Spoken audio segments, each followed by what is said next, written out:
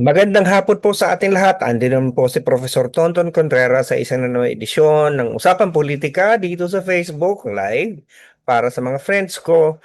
At siyempre, team replay na naman pa rin lagi ang followers ko sa Facebook at ang mga subscriber ko sa YouTube. Katatapos lang po ng ikatlong araw ngayong linggo ng impeachment trial sa ah, ating Vice Presidente. At kahapon tayo ay nagkaroon din ng oportunidad at pagkakataon na mapanood ang patuloy na pag-interpellate or ah, direct examination ni Attorney Lorna Capunan sa sa testigo galing sa Commission on Audits na si Attorney Wamil. Marami tayong mga natutunan. Alam mo, maganda dito kapag kayo nanonood. Sana manood kayo kasi marami kayong matututunan. Sa tingin ko, of course, naandun yung maiinis ka. Katulad kanina, bumanat na naman si Senadora Amy Marcos at si Senador Robin Padilla na talaga nagpakita naman ng kanilang pro Sara Duterte bias. Alam mo, pwede ako magkaroon ng bias kasi hindi naman ako huwes eh. Kayo, pwede rin ka magkaroon ng bias kasi hindi naman kayo huwes. Pero mga huwes, itong mga to eh. Alam naman natin bawat isa sa kanila may mga biases na pero huwag naman magpapahalata. Medyo at least kanina swabing-swabe si Alan Peter Cayetano. Medyo tumino na yata mula nung lumabas na yung usapin tungkol sa flood control controversy sa Taguig, eh parang bumait na yata si Senador Alan Peter. Si Pia naman, di natin nakikita na, di natin narinig, biglang hindi na umaattend yata. Pero sige pa rin, arya pa rin ang arya sa Amy. Talagang nakipag-argue pa sa witness. Ay tuloy na he was talagang na-lecturean siya. Sinasagot siya. Gusto ko to si Wamil. Sinasagot niya sa Amy Marcos. Talagang sinasabi niya that is not entirely correct. That is not correct. Talagang sinasabi niya mali ka. Of course, sinabi niya in a polite manner, but he was able to tell Senator, I'm that you're wrong. The same thing that he did to Robin Padilla. Hindi naman nakapunto si Robin Padilla sa kanya. Itong mga to talaga. Akala nila lahat ng mga tao pwede nilang mabully. Di ba? Eh, ayun. Nasampulan sila. Pero ano mo, ang maganda dito of course, andun yung naiinis ka dito sa mga napapanood mo. Pero ang maganda dito yung nagkaroon tayo ng pagkakataon na naalalaman natin ng mga procedures, mga policy sa auditing. ah ang lagi kong ang magandang mapakinggan dito yung punto na pera ng bayan yan. It's a public fund. So kahit confidential fund yan, hindi mo pwedeng itago. Kasi yun ang rason ngayon ng lagi ng depensa eh. Aba, ano yan? Confidential yan. So dapat hindi niyan binubusisi. Confidential nga eh. Hindi po ganun. Kaya siya confidential gawa ng operation. Confidential yung issue. Pero hindi ibig sabihin na wala nang accountability. Hindi na pwedeng kahit hindi mo gastusin ng pera sa tamang bagay, sasabihin mo lang confidential, tapos na ang laban. Di ba? Na para bagang, teka, hindi mo na pwedeng tanungin yan, confidential na nga yan eh. Ay di kung ganun, parang, ano to, pinunto yan mismo ni Wamil na, there is a need to account for every peso because this is government funds. At ito nga maganda eh. Ang rule, kapag ikaw ay binigyan ng pera ng gobyerno, galing sa pera ng bayan, at hindi mo yun na-deklara, hindi mo yun na-liquidate ng tama, ang presumption, may prima facie case na. Ano yung prima facie? Ang ibig sabihin ng prima facie, meron ng assumption na ginamit mo sa sarili mong interes, na winaldas mo yung pera. Pag hindi mo maipaliwanag ng maayos, pag hindi mo maliquidate, pag hindi mo mabigyan ng supporting document, then there is a prima facie case. There is a presumption na ninakaw mo yung pera. Yan ang hindi maintindihan ni Amy Marcos eh. Tapos pinupunto pa ni Amy Marcos, hindi man daw si Sara Duterte ang accountable officer, yung mga SDA lang, yung mga special disbursement officer. Di sinagot siya ni ano. Kasi ako hindi ako abogado, hindi ako accountant, pero alam ko na hindi ganun yun. Hindi porket yun yung SDA, yun lang ipapahamak mo lahat yan. Pwedeng kasuhan hanggang taas. Si Sara Duterte ang pinaka-boss, so dapat siyang managot din doon. Hindi pwede yung mga maliliit na tao lang susulong. Ito talaga si Amy Marcos. Ang baba ng tingin niya sa mga tao na maniniwala sa kanya, di ba? Parang napakababa naman ng iniisip nito ni Amy. Di ba? Parang tayo ang baba-baba natin, hindi natin, you know, naiisip yung mga ganyan. So, mali yung point na malulusutan mo to. Nag-shift ngayon ng burden. Kasi ang presumption, ganito. Ang presumption is always regularity in government operations. Yung mga nag-aakusa dapat ang nagpo-prove na may katiwalian. Pero pag ganito na hindi mo na maipaliwanag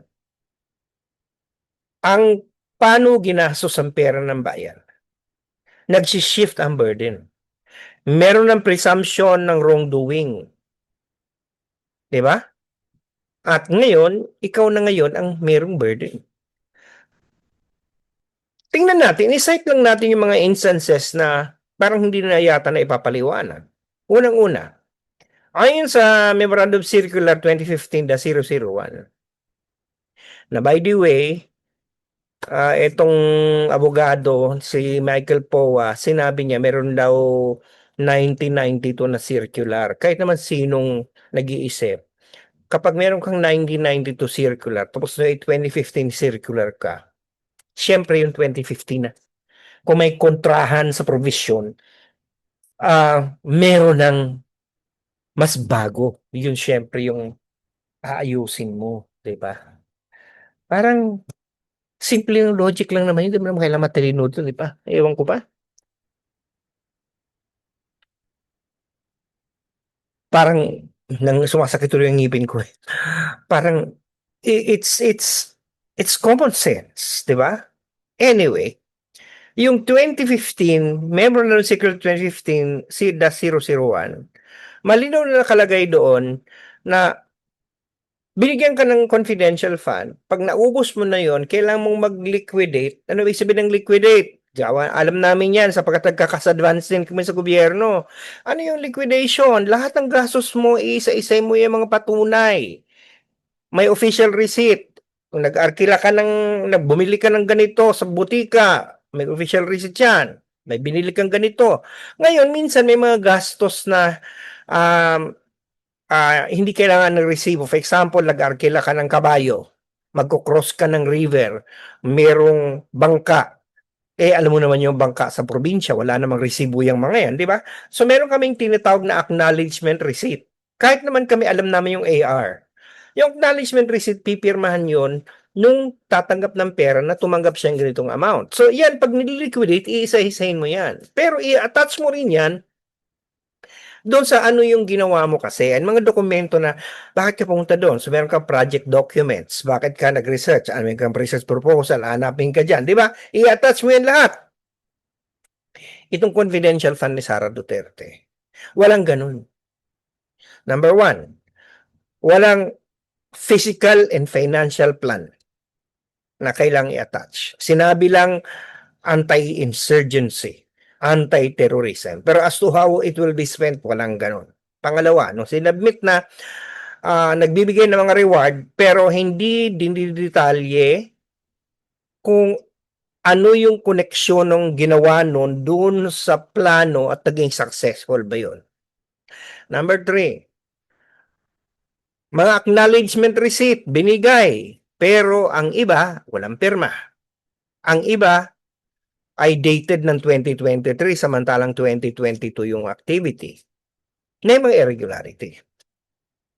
At bumili ng mga produkto, kunyari mesa, upuan, siyempre sa hardware mo bibilhin yan, botika, gamot, pagkain, walang OR.